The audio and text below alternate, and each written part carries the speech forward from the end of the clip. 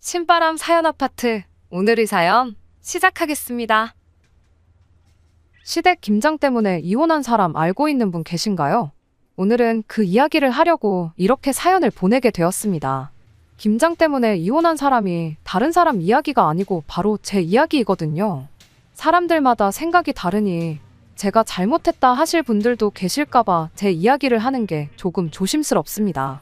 저도 웬만해선 대화로 해결하고 싶었어요. 고작 김장 한번 하게 됐다고 이혼까지 결정했다면 저야말로 이혼당해도 싼 사람이고 세상에 제 편 들어줄 사람 없다는 거 잘 알고 있습니다. 저의 사연 한번 끝까지 들어봐 주시고 제가 정말 성급하고 잘못된 결정을 내렸다면 제가 잘못한 거라고 허심탄회하게 이야기해 주세요. 남편과는 2살 차이로 평범하게 맞벌이 생활하는 부부였습니다. 회사 퇴근 후에 모이는 직장인 동호회에서 남편을 처음 만나게 되었습니다. 동호회 안에서도 유일하게 미혼인데다가 연애도 안 하고 있던 2사람이었기에 자연스럽게 가까워지게 되었어요. 동호회 사람들이 둘이 잘 어울린다. 혼자인 사람들끼리 잘해보는 게 어떠냐 부추긴 것도 있었지만 연애를 시작할 당시에는 같은 분야에 관심을 가지고 동호회 활동까지 참석하던 저희였기에 그만큼 빠르게 친해질 수 있었어요. 거기에 저나 남편이 둘 다 30대 중반으로 나이가 있는 편이다 보니 연애 시작하고 얼마 지나지 않아서 결혼관에 대한 이야기까지 주고받게 되었을 정도로 진척이 빠른 편이었죠. 각자 결혼을 그 나이 먹도록 하지 않았던 이유는 달랐습니다. 남편은 20대 후반때쯤 결혼 이야기가 오가던 연애 상대가 있었다고 해요. 양가 허락을 받는 과정에서 이야기가 잘 풀리지 않아서 상견례도 하기 전에 결혼이 엎어졌다고 합니다. 그 뒤로 어쩌다 보니 아직도 결혼을 못하고 있던 상황이었다고 해요. 그 여자를 잊지 못해 결혼을 안 한 건 아니었다고 해명 아닌 해명을 해줬는데 사실 알아서 썩 좋을 거 하나 없는 이유였다 보니 그 부분이 조금 신경이 쓰이긴 했지만 제가 괜히 호기심에 꼬치꼬치 캐묻다가 알게 된 사실이니 그걸 걸고 문제 삼지는 않았어요. 상견례도 가기 전에 결혼이 엎어지게 된 건 당시 남편의 문제도 있었겠지만 시부모님 때문에 그랬다는 걸 깨닫게 된 건 애석하게도 결혼을 하고 나서였고요. 그때 한번 아들 혼사 자리를 망쳐놓은 전적이 있다 보니 저랑 결혼할 때는 식 올리기 전까지 제가 알 수 없게 본 모습을 숨겼던 거구나 싶을 때도 있어요. 제가 결혼을 안 한 이유는 남편보다는 훨씬 단순한 이유였습니다. 그냥 일하는 게 좋았어서 연애도 만남도 뒷전이고 일에만 열중하다 보니 그렇게 되었던 거죠. 제가 결혼에 관심이 없거나 뜻이 없던 건 절대 아니었어요.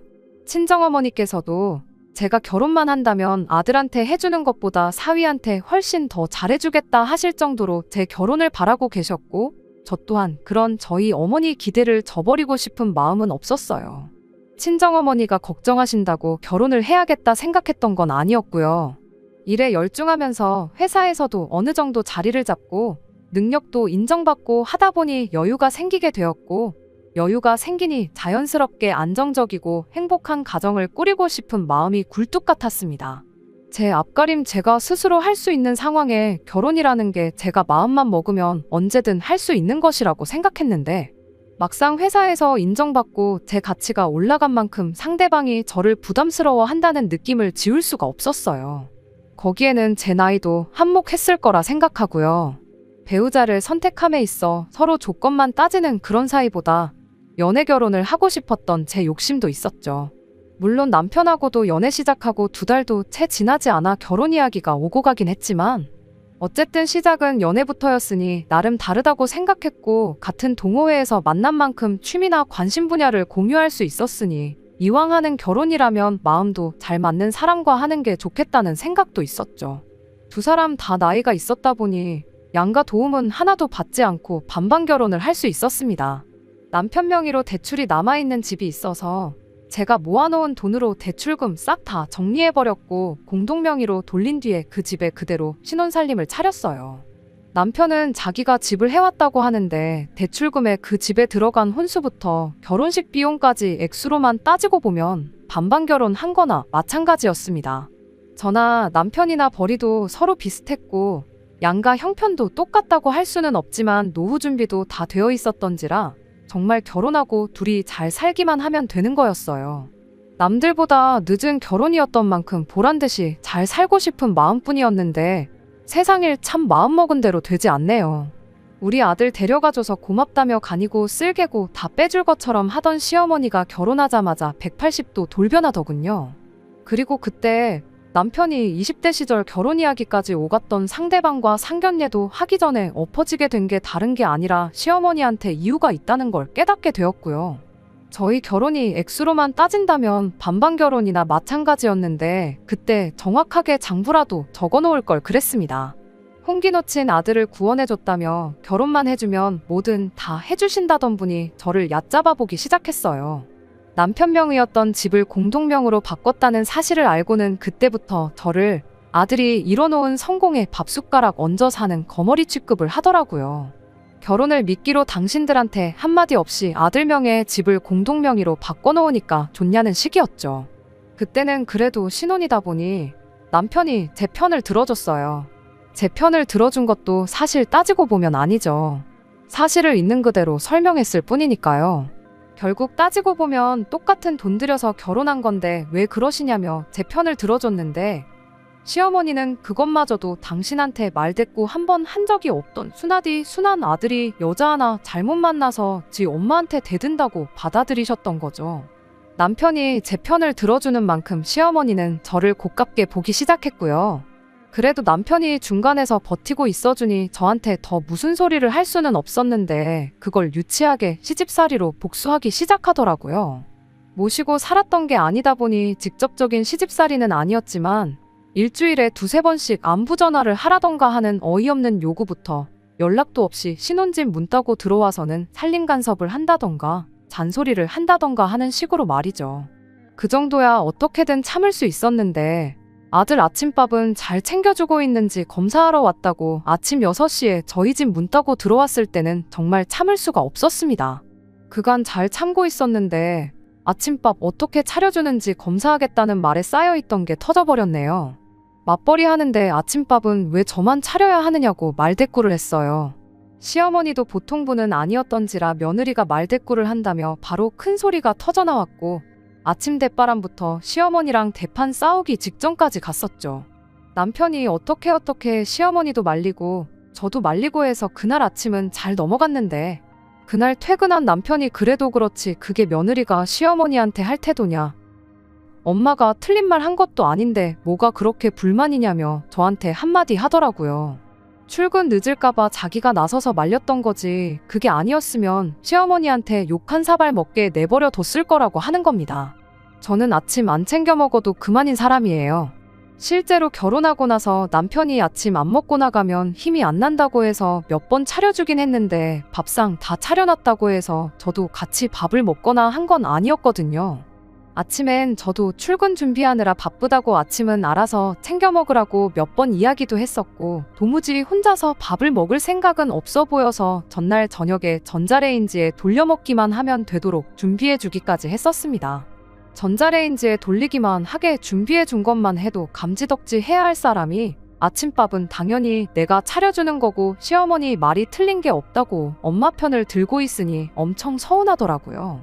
그래서 그때 처음으로 부부싸움을 하게 되었습니다. 남편과는 냉전 상태로 거의 3일 정도 말 한마디 주고받지 않을 정도였는데 그 싸움을 친정어머니가 대신 말려주셨어요. 제 딴에는 너무 속상해서 신세 한탄이라도 하려고 친정어머니한테 전화를 했었습니다. 세상에 무조건적으로 제 편을 들어주는 건 역시 내 가족밖에 없구나 싶었어요.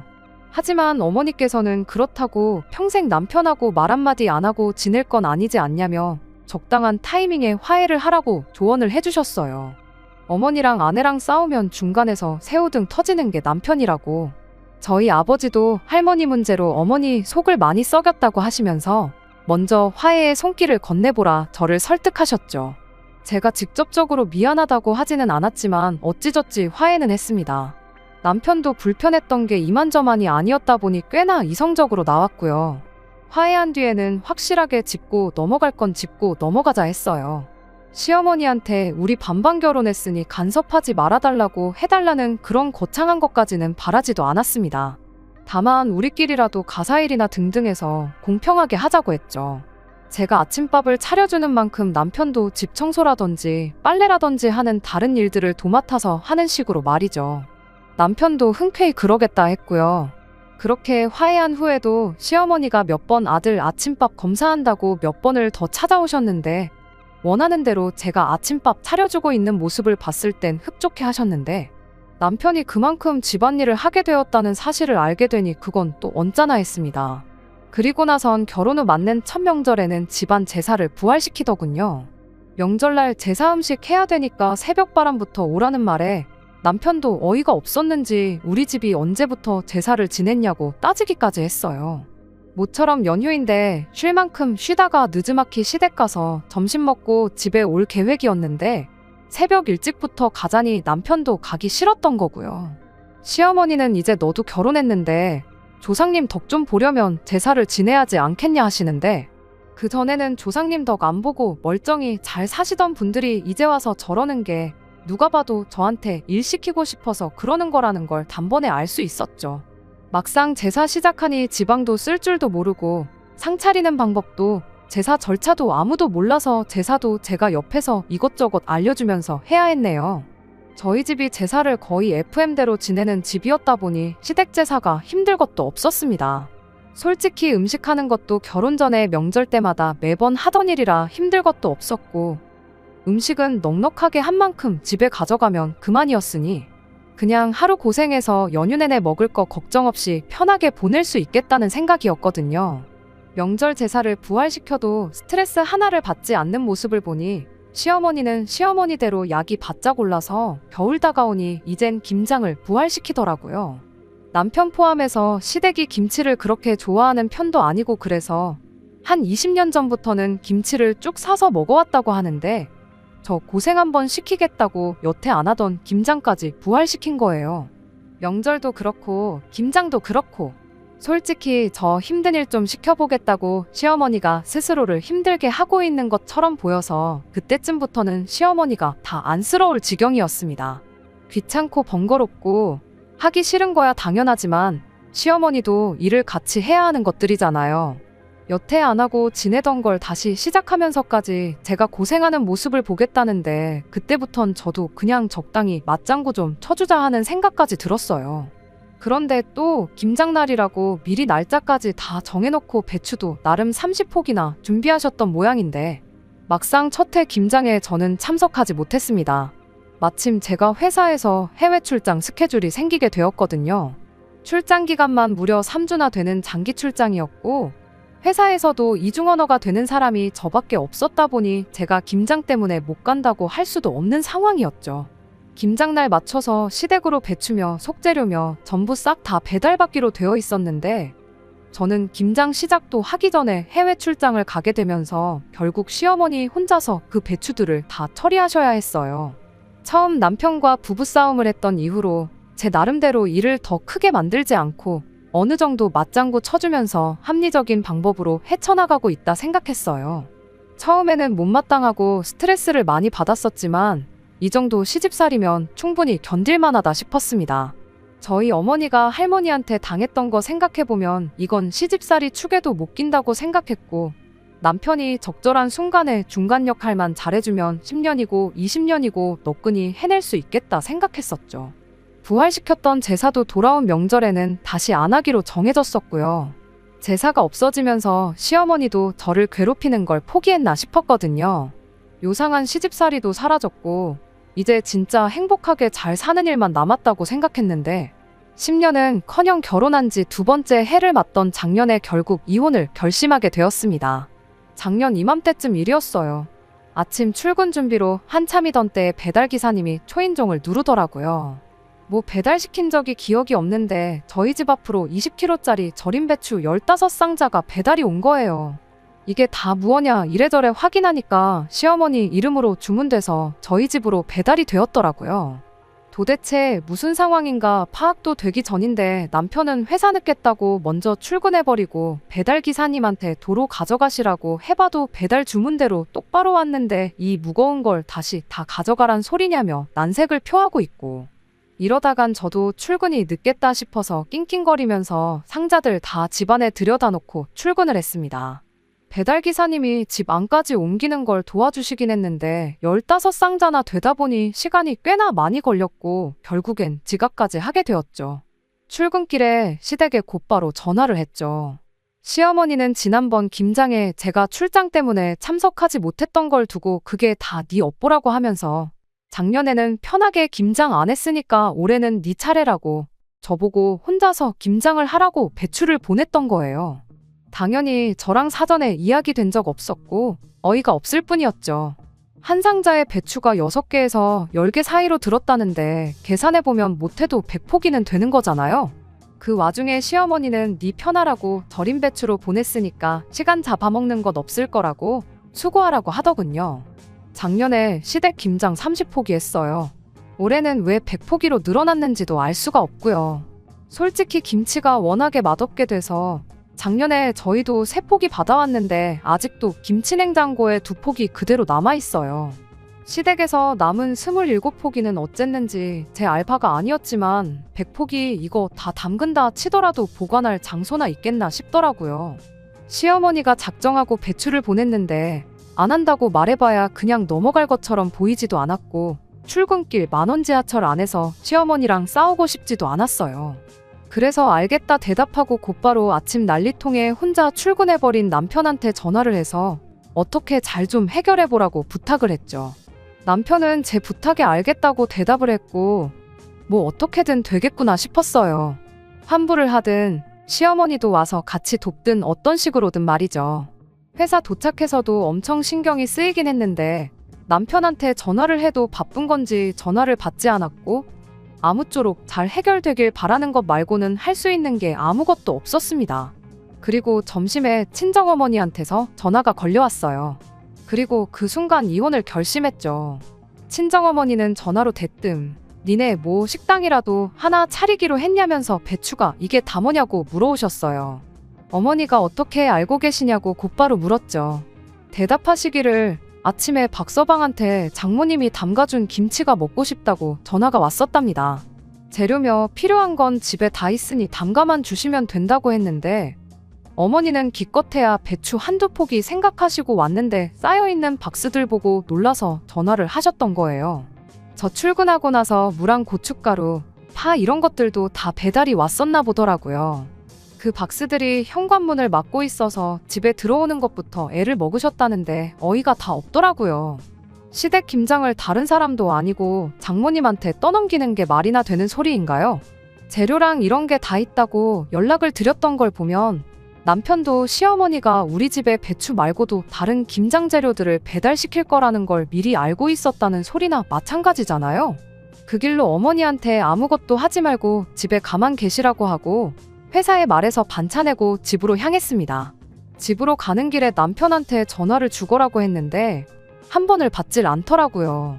무슨 일이 일어날지 다 알고 있으니 안 받는 게 뻔했죠. 그래서 제가 회사로 전화를 해서 남편 바꿔달라고 연락까지 하게 되었네요. 남편도 제가 전화를 회사로 걸 줄은 생각도 못했는지 제 전화 받고 엄청 놀라더군요. 상황이 불리해지니까 한다는 소리가 작년에 어영부영 김장 안 하고 그냥 넘어가지 않았냐고 하면서 이번에는 당연히 제가 할 차례고 제가 할 생각이 없으면 장모님이라도 대신 하는 게 맞지 않겠냐는 겁니다. 내가 못한다면 못하는 거고 안 한다면 안 하는 거지. 시댁 김장을 왜 우리 엄마가 해야 되냐고 말도 안 되는 소리 하지 말라고 했어요. 남편이 한다는 소리가 작년에 시어머니가 김장을 해줘서 우리가 편하게 김치를 먹을 수 있지 않았냐고 합니다. 그에 비해 장모님이 우리한테 배추 한 쪽이라도 주신 적이나 있었냐며 배추값이며 재료비까지 다 시어머니 돈으로 계산한 건데 그깟 김치 좀 담가주는 게 뭐 대수냐고 큰 소리를 치더라고요. 그렇게 옥신각신하던 사이에 저는 집에 도착했어요. 말도 통하지 않는 놈하고 대화해봐야 끝도 안 나겠다 싶으니 전화 끊어버리고 집에 돌아가자마자 제 짐부터 챙기기 시작했습니다. 웬만하면 친정어머니도 사위 편을 들어주셨을 텐데 이 상황이 말이나 되는 상황이냐며 제 짐 챙기는 것부터 도와주셨어요. 그대로 가자니 썽이 안 차서 시어머니 돈으로 계산했다던 배추랑 속재료들 낑낑거리며 다시 다 밖으로 꺼내놓고 이웃분들한테 필요하신 분 있으면 가져가시라고 전부 나눠주고 나서 친정에 도착했네요. 그날 남편은 저한테 전화 한 통도 하지 않았습니다. 알고 보니 괜히 퇴근 후에 집에 왔다간 잡혀서 강제로 김장에 동원될 걸 걱정했었는지 그날 퇴근은 시댁으로 했었던 거죠. 그 덕에 저는 한층 더 수월하게 이혼을 결심할 수 있었네요. 그나마 시어머니와 저 사이에서 내 편을 들어주는 사람이라고 생각했는데 그건 눈 가리고 아웅이었을 뿐. 자기 엄마가 며느리 기강 잡기 위해서라면 장모님한테 시댁 김장을 대신 하라고 시킬 정도로 팔이 안으로 굽어있는 사람이라고는 제가 생각도 못했던 거죠. 그리고 그런 사람의 어디 뭐를 보고 이걸 용서해주고 넘어가겠어요? 다다음 날이 되어서야 제가 김장 재료들은 다 이웃들 나눠줬고 저는 짐 싸서 친정 가 있는 걸 알게 된 남편이 그제서야 상황이 걷잡을 수 없게 되었다는 걸 느꼈는지 사과를 해왔는데 하루 늦은 덕분에 저는 오만정이 다 떨어져서 이미 이혼을 결심한 상황이었어요. 남편한테 다른 말은 안 하고 네 대출 대신 갚아준 거 이자까지 쳐서 도로 가져오고 혼수로 해간 것들은 내가 사갔을 때 들어간 비용 그대로 만들어 놓으라고 했습니다. 결혼 비용은 인심 써서 반반 낸 걸로 쳐줄 테니 그 비용도 마련해 놓으라고 했어요. 다른 건 몰라도 신혼집 대출 갚아주면서 공동명의로 해놓았던 것만큼은 정말 조상님이 도왔다고밖에 설명이 되질 않네요. 우여곡절이 있었지만 결국 올해 여름에 완전히 부부 사이 정리하고 깔끔하게 이혼했습니다. 그 와중에 배추값이랑 김치 재료값 타령하는 시어머니 보니까 저는 어떻게든 그냥 넘어가지 않고 빨리 이혼해버린 걸 정말 잘했다는 생각뿐이에요. 그 아끼는 아들, 20대 때는 결혼 상대랑 파혼까지 시키더니 30대 때는 이혼까지 시킨 대단한 시어머니입니다. 물론 시어머니 혼자만의 잘못은 아니죠. 그 나이 먹도록 똥오줌 못 가리고 무작정 엄마 편 들고 있는 남편도 잘못이 있어요. 그러니 앞으로 어떻게 살든 관심 하나 없습니다. 그래도 아무쪼록 이 이혼을 계기로 엄마 편 들어봤자 자기 인생에 도움될 거 하나도 없다는 것 정도는 배웠으면 싶네요. 그렇지 않으면 남편의 미래 기다리고 있는 건 또 한 번에 파혼이나 이혼이 될 거라는 건 안 봐도 뻔한 일이니까 말이죠. 끝까지 들어주셔서 감사합니다. 오늘의 사연은 여기까지입니다. 구독과 좋아요, 알람 설정 부탁드리고 더 좋은 사연으로 다시 찾아뵙겠습니다. 감사합니다. 감사합니다. 감사합니다.